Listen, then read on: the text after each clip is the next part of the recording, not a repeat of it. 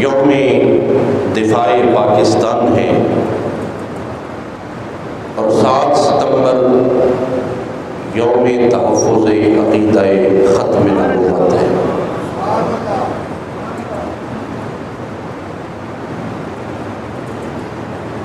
آسان سمجھ لیں کہ 6 ستمبر ہمارے وطن کی سرحد کے پہرے کا دن ہے اور 7 ستمبر ہمارے ایمانوں کی سرحدوں کے پہرے کا دن ہے۔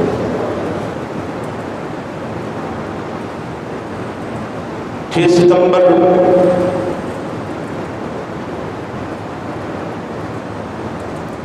یہ وہ عظمتوں والا دن ہے کہ جب انڈیا کی فوج نے اور حکمرانوں نے یہ اعلان کیا تھا کہ ہم صبح کا ناشتہ پاکستان کے شہر لاہور کی گوار منڈی میں جا کے کریں گے اور میرے اور آپ کے اس وطن عزیز کی غیرت مند فوج نے جواب دیا تھا کہ جب تک ہمارے پاکستان کا ایک بچہ بھی جس کے دل میں عشق مصطفیٰ ہے وہ جب تک زندہ ہے گاندھی کے پجاریوں کو اپنے پاکستان میں قدم بھی نہیں رکھنے دے گا۔ اور وہ جو پاکستان میں ناشتہ کرنے چلے تھے وہ زندگی کے ناشتے اٹھانے بھول گئے۔ میری ملت کے غیرت مند جوانوں نے ایسا جواب دیا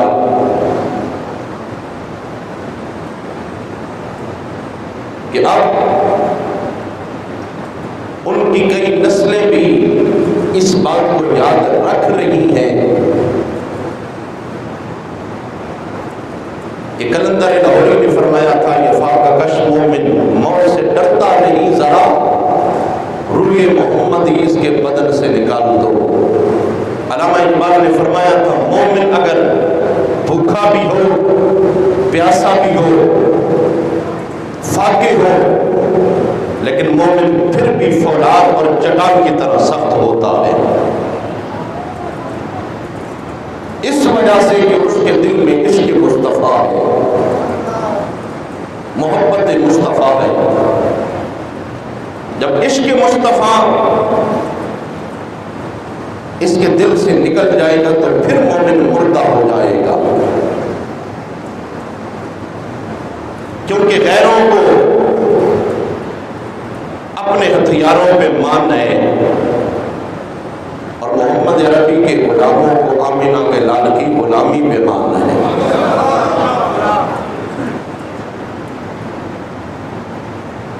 اس لیے تو علامہ اقبال فرماتا ہے حیران نہ کر سکا مجھے دانش فرن کیونکہ میری آنکھ کا سرما ہے خاک مدینہ و نجف۔ کیا غیر سمجھتے ہیں کہ ہم نے بڑی بڑی چیزیں ایجاد کر لی، ہم ترقی یافتہ ہو گئے۔ علامہ اقبال فرماتے ہیں کہ مجھے ان چیزوں سے غرض نہیں ہے اور مجھے یہ حیران اور پریشان بھی نہیں کر سکتی کیونکہ میری آنکھ کے اندر جو سرما ہے نا یا نجف کے والی مولا علی المرتضیٰ کی قدمین شریفین کی خاک ہے یا آمینہ کے لال محمد عربی کے مدینہ منورہ کی خاک ہے؟ سب سے بڑھ کے ترقی یافتہ یا آمینہ کا لال ہے یا حضور کے صحابہ ہے؟ تو میرے بھائیو 6 ستمبر اور یہ بھی یاد رکھنا ایک ہوتی ہے جغرافیائی حد اور ایک ہوتی ہے نظریاتی سرحد۔ 6 ستمبر کو میری ملت کے جوانوں نے جغرافیائی سرحد پہ بھی پہرا دیا، اور جب 7 ستمبر 1974 کا دن آیا، میری ملت کے وہ عظیم سپوت جسے دنیا امام برحق امام شاہ احمد نورانی صدیقی نور اللہ مرکزہ کے نام سے یاد کرتی ہے، امام نورانی نے ملک پاکستان کی پارلیمنٹ ہاؤس کے اندر نظریاتی سرحد پہ پہرا دے کے دنیا کو بتا دیا، لوگوں سن لو، ہم رب کے محبوب نبی کو آخری محبوب نبی مانتے ہیں، اور حضور کی ختم نبوت میں ہم ایمان اور یقین اور عقیدہ رکھتے ہیں۔ تاجدار ختم نبوت، زندہ باد، تاجدار ختم نبوت، تاجدار ختم نبوت۔ تو میرے بھائیو، عقیدہ ختم نبوت مومن کی پہچان ہے، عقیدہ ختم نبوت مومن کی جان ہے، اور عقیدہ ختم نبوت ہی مومن کی معراج ہے۔ اللہ رب العالمین کے قرآن نے اعلان کیا، ما کان محمد ابا احد من رجالکم، لوگوں سن لو، محمد کریم صلی اللہ علیہ وبارک وسلم تمہارے مردوں میں سے کسی کے باپ نہیں ہے، ولیکن رسول اللہ، اور یہ اللہ کے رسول ہے، وخاتم النبیین، اور سارے نبیوں کے آخری ہیں، وکان اللہ بکل شیء علیما، اور بے شک ہر چیز کا علم رب اپنے پاس رکھنے والا ہے۔ اللہ کے قرآن نے اعلان کر دیا کہ میں نے اپنے محبوب کو ختم نبوت کا تاج پہنا کے بھیجا، ختم نبوت کا تاج پہنا کے بھیجا۔ جناب عیسیٰ روح اللہ سے لے کے جناب آدم سے لے کے جناب عیسیٰ روح اللہ تک اللہ نے 1,24,000 کم و بیش اپنے نبی اور رسول بھیجے۔ سارے نبی اور رسول یہ اعلان کرتے رہے، لوگوں ہمارے بعد ایک اللہ کا آخری نبی آنے والا ہے، اللہ کا آخری نبی آنے والا ہے۔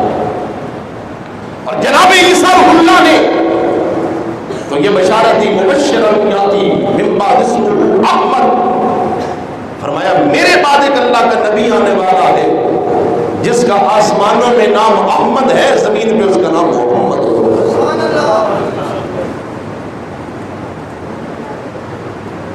اور میرے مصطفیٰ کریم علیہ السلام کو اللہ نے ختم نبوت کا تاج پہنا کے بھیجا ہے، میرے آقا کے بعد کوئی نبی نہیں ہے۔ باقی جتنے بھی نبی تشریف لائے، کوئی نبی ایک قبیلے کے لیے نبی بن کے آئے، کوئی نبی ایک قوم کے لیے نبی بن کے آیا، کوئی نبی ایک خاندان کے لیے نبی بن کے آیا، کوئی نبی ایک سلطنت کے لیے نبی بن کے آیا، کوئی نبی ایک ملک کے لیے نبی بن کے آیا، کوئی نبی ایک نسل کے لیے نبی بن کے آیا۔ لیکن جب میرے اور تیرے محبوب نبی کی باری آئی تو رب نے فرمایا، محبوبہ میں تجھے سارے جہانوں کے لیے نبی اور رحمت والا بنا کے بھیج رہا ہوں۔ جہاں تک رب کی خدائی ہے وہاں تک میرے مصطفیٰ کی مصطفیٰ ہے۔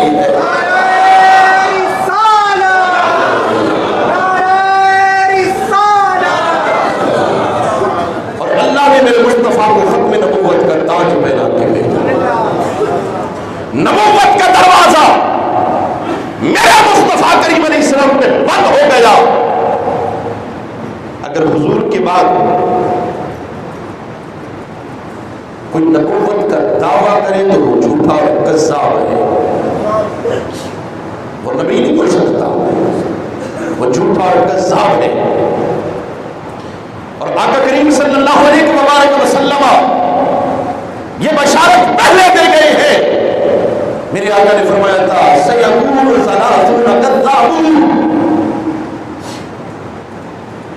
میرے آقا فرماتے ہیں میرے بعد لوگوں 30 ایسے بندے ہوں گے جو کذاب ہوں گے، کأنہم یظنون انہ نبی، انہیں یہ فہم ہوگا کہ وہ نبی ہے۔ میرے آقا فرماتے ہیں انا خاتم النبیین لا نبی بعدی، لوگوں یاد رکھنا اللہ نے مجھ پہ نبوت کا دروازہ بند کر دیا، میرے بعد کوئی نہ نبی ہو سکتا ہے نہ کوئی رسول ہو سکتا۔ میرے آقا نے پہلے بتا دیا 30 ایسے کذاب ہوں گے جو جھوٹی نبوت کا دعویٰ کریں گے، اور میرے آقا نے بتا دیا ثلاثون کذابون، میرے آقا نے فرمایا وہ 30 ہوں گے اور ہوں گے بھی جھوٹے۔ کون ہوں گے؟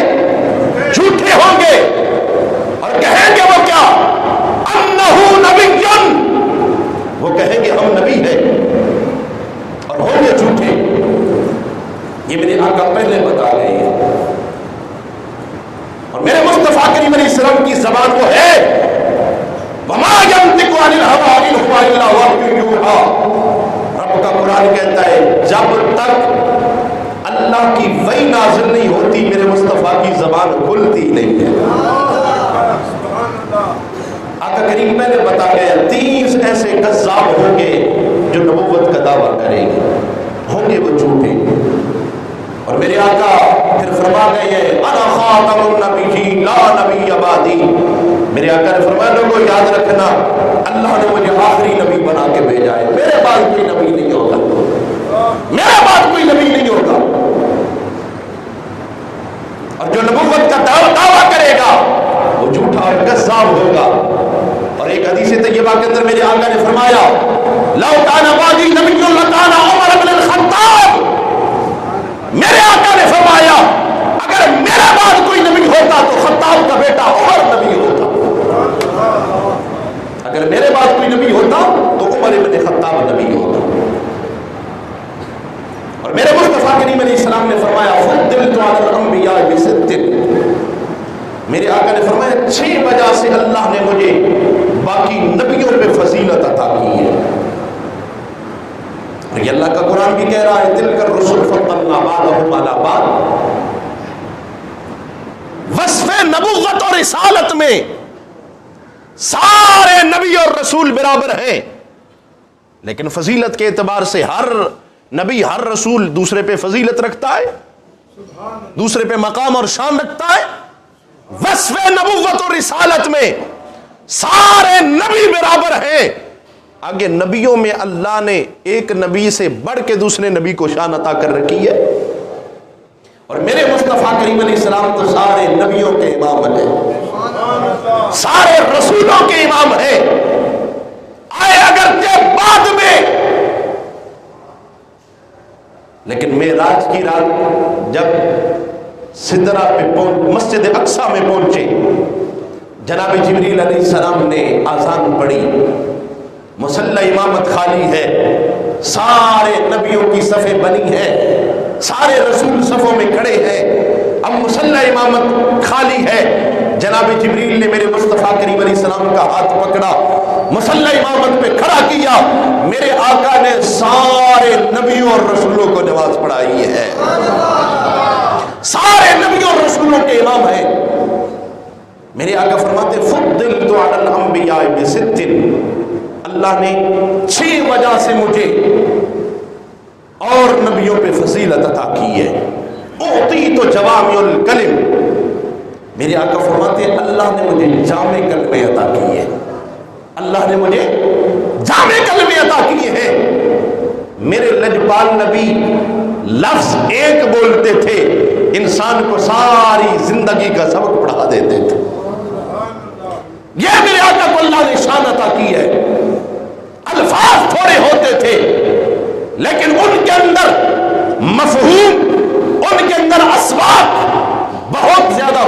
تھے، اور میرے آقا فرماتے ہیں وَنُصِرْتُ بِالرُّعْبِ، دوسری فضیلت کہ اللہ نے رعب کے ساتھ میری مدد فرمائی ہے، رعب کے ساتھ میری مدد کی ہے۔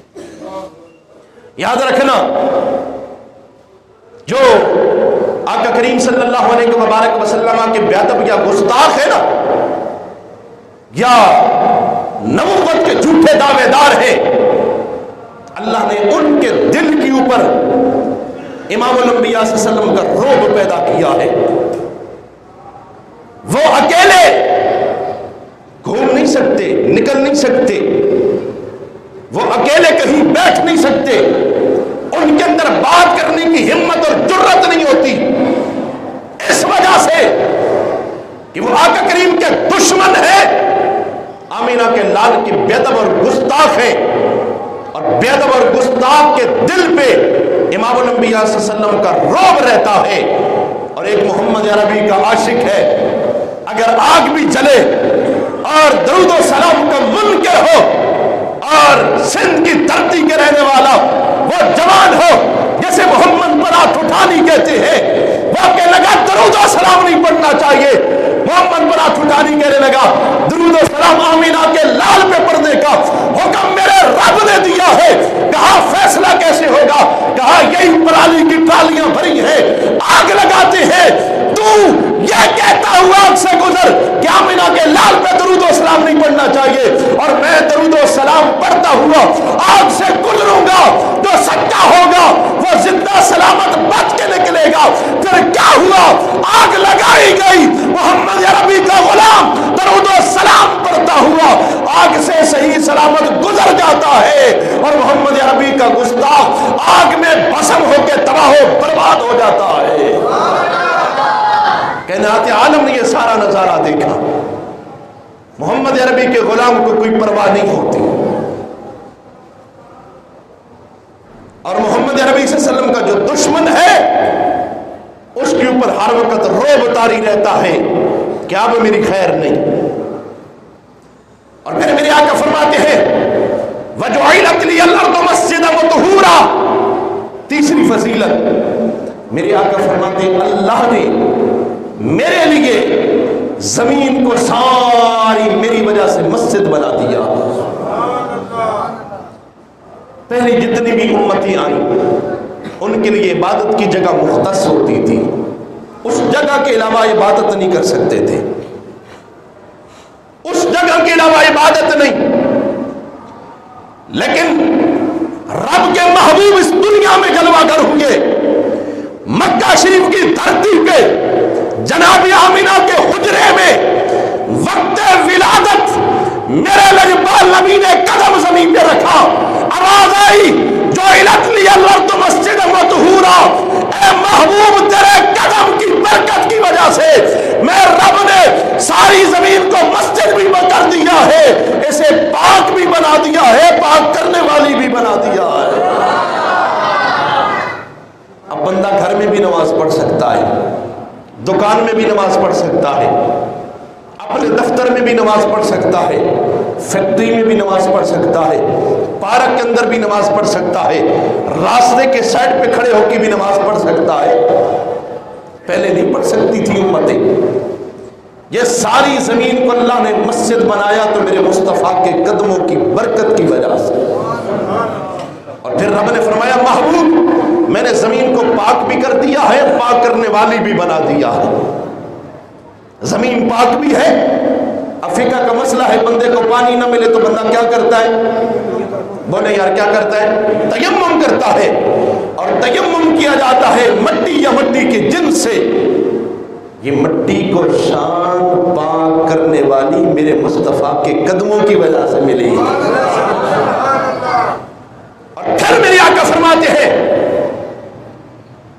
وَأَرْسِلْتُ إِلَى الْخَلْقِ كَافَّةً، میرے آقا فرماتے ہیں اللہ نے سارے انسانوں کی طرف مجھے اپنا نبی بنا کے بھیجا ہے،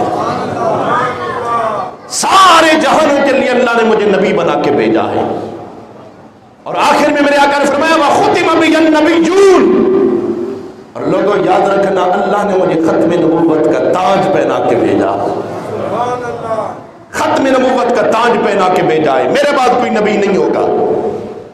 اور اگلی حدیث طیبہ سنیے، میرے آقا فرماتے ہیں لوگوں میری مثال ایسی ہے جیسے کسی بندے نے ایک محل تعمیر کیا، عمارت بنائی، عمارت بھی بڑی عالی شان ہے، بڑی خوبصورت ہے، بڑی کمال کی ہے، بڑی جاہ و جلال والی ہے، لوگ اسے دیکھنے کے لیے آتے ہیں، جب اس کا نظارہ کرتے ہیں وہ بڑی دلکش ہے، وہ بڑی روح پرور ہے، بڑی پیاری ہے، لیکن اس منزل کے اندر، اس محل کے اندر ایک اینٹ کی جگہ خالی ہے، ایک اینٹ کی جگہ خالی ہے۔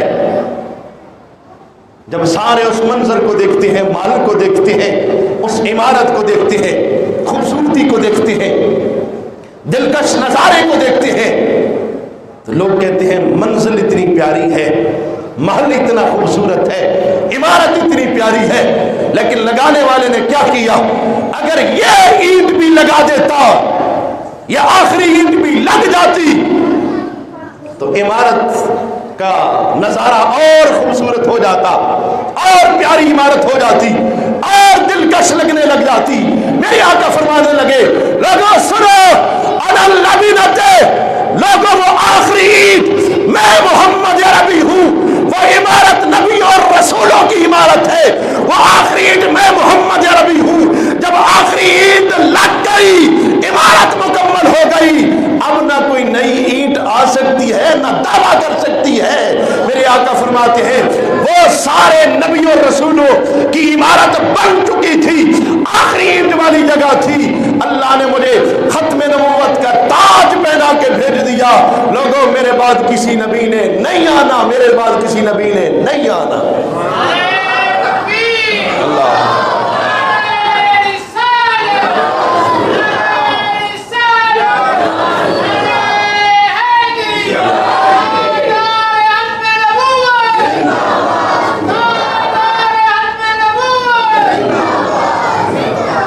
بھائیو یاد رکھنا،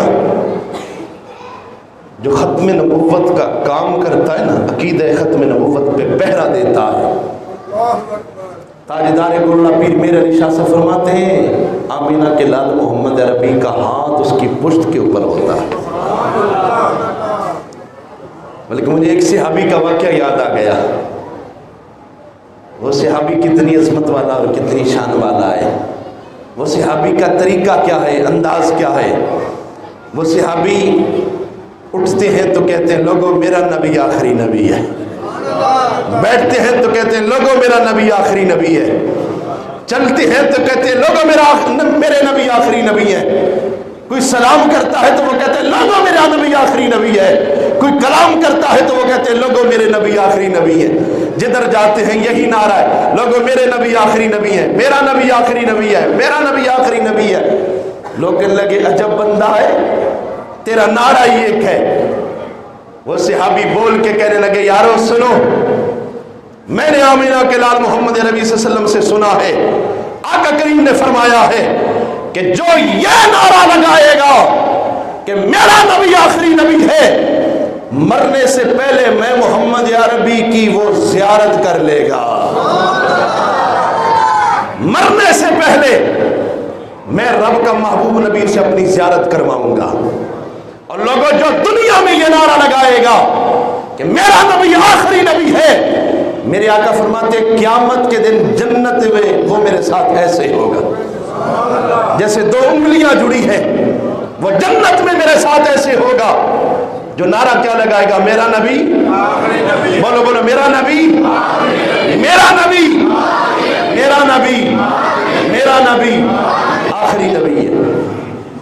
اور 7 ستمبر 1974 کو پاکستان کی پارلیمنٹ کے اندر جب قائد اہل سنت امام برحق امام شاہ احمد نورانی صدیقی رحمت اللہ تعالی علیہ نے قرارداد پیش کی، بھٹو جیسا لبرل بندہ وہ سوچ میں پڑ گیا کہ اب کیا کرنا چاہیے، قادیانی تو بڑے عہدوں پہ ہیں، قادیانیوں کو بڑا زور ہے. امام نورانی فرمانے لگے اے وزیر اعظم ذوالفقار بھٹو، ایک بات کا اعلان تو کر دے اور ایک بات کی گارنٹی مجھ سے لے لے. وہ بھٹو کہنے لگا امام نورانی بتا میرا اعلان کون سا ہونا چاہیے اور تو مجھے گارنٹی کیا دے گا؟ میرے امام نورانی فرمانے لگے میرے نبی کے دشمنوں کو کافر قرار دینے والا اعلان تو کر دے اور محمد عربی کی قیامت کے دن شفاعت والی گارنٹی نورانی سے لے لے. بھٹو کہنے لگا واقعتاً کہا نبی کے دشمنوں کو کافر قرار دینا تیرا کام ہے اور قیامت کے دن شفاعت کے دامن میں چھپانا آمینہ کے لال محمد عربی کا کام ہے. اور بھٹو کہنے لگا یہ کام مشکل ہے. امام نورانی فرمانے لگے جو مشکل راہ پہ چلتا ہے، جو عظیمت کے راستے پہ چلتا ہے، اللہ منزل بھی اسے عطا فرماتا ہے. اور وہ 7 ستمبر 1974 کا وہ عظیم دن کہ پاکستان کی پارلیمنٹ ہاؤس نے قادیانیوں کو کافر قرار دیا اور یہ اعلان واضح طور پہ کر دیا کہ ان کا اسلام